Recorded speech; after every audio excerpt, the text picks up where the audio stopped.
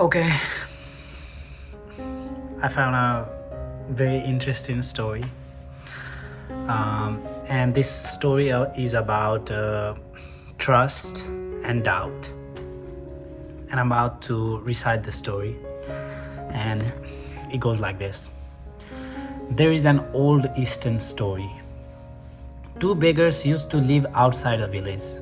One was blind and one had no legs. One day, the forest near the village where these beggars used to live caught fire. They were competitors, of course, in the same profession, begging from the same people, and they were continually angry with each other. They were enemies, not friends. So there are two beggars caught in the fire, and they are not friends. People in the same profession cannot be friends. It is very difficult because it is a question of competition. Clients. You take away somebody's client. Beggars label their clients. Remember that this is my man. Don't you bother him. You don't know to which beggar you belong. Who the beggar is whose possession you are. But some beggars on the street has possessed you. Oh my god, this was so funny. He may have fought and won the battle, and now you are his possession. I used to see a beggar near the university. One day I found him in the market. He was constantly there, near the university.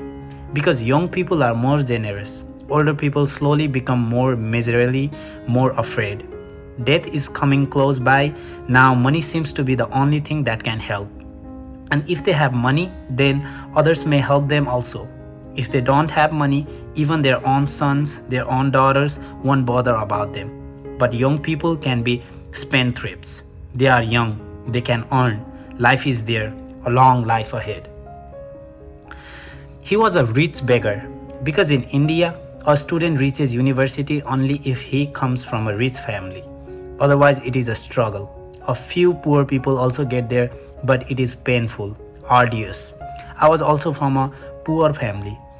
The whole night I was working as an editor of a newspaper, and in the day I went to university. For years, I could not sleep more than 3 or 4 hours, whenever I could find time in the day or in the night. So this beggar was very strong. No other beggar could enter the university street. Even entry was banned.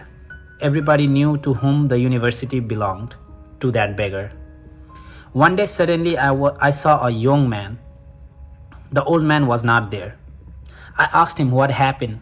Where is the old man? He said, he is my father-in-law. He has given the university to me as a gift. Now the university did not know that the ownership had changed. That somebody else was now the owner. The young man said, I have married his girl. In India, a dowry is given when you marry somebody's daughter. It is not just that you marry the daughter. Your father-in-law has to give you, if he is very rich, a car, a bungalow. If he is not very rich, then at least a scooter. If not, then at least a bicycle. But he has to give something or other, a radio, a transistor set, a television, and some cash. If he's really rich, then he gives you an opportunity to go abroad, to study, to become a more educated person, a doctor, an engineer, and he will pay for it. This beggar's daughter had got married, and as her dowry, the young man had been given the whole university. He said, from today this street and this university belong to me, and my father-in-law has shown me whom my clients are. I saw the old man in the marketplace, so I said to him, great, you have done well in giving a dowry.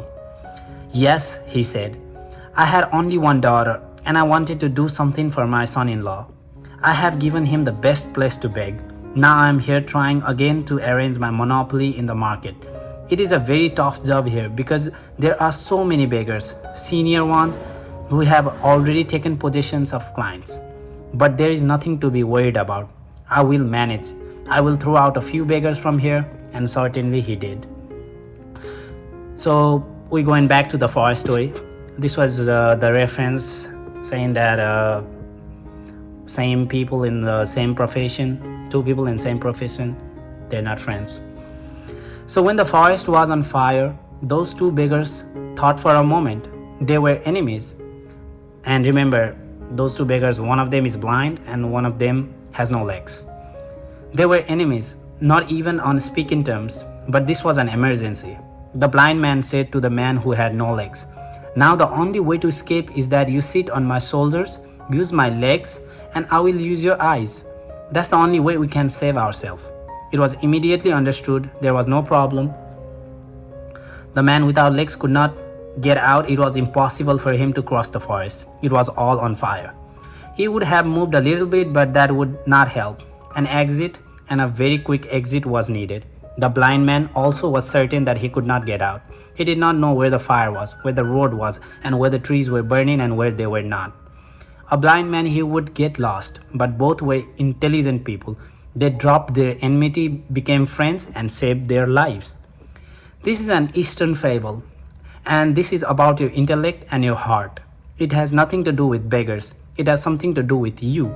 It has nothing to do with the forest on fire. It has something to do with you, because you are on fire. Each moment you are burning, suffering, in misery, anguish. Alone your intellect is blind. It has legs, it can run fast, it can move fast, but because it is blind, it cannot choose the right direction in which to go. And it is bound to be continually stumbling, falling, hurting itself, and feeling life meaningless. That's what the intellectuals of the whole world are saying. Life is meaningless. So basically, he's trying to say all the just the intellect in us is blind, like the one with no eyes, the blind person. He got legs and all, he can move and run and all, but it's blind. It got no direction. The reason why life seems to them meaningless is that the blind intellect is trying to see the light. It is impossible. There is a heart within you which sees, which feels, but which has no legs. It cannot run. It remains where it is beating, waiting someday intellect will understand and will be able to use the heart's eyes. So when I say word trust, I mean eyes of the heart, and when I say doubt, I mean legs of your intelligence.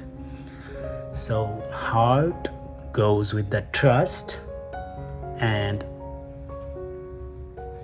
what's up, and doubt goes with intellect. So this was very funny, interesting, and informative story. I hope you'll like it. Bye bye.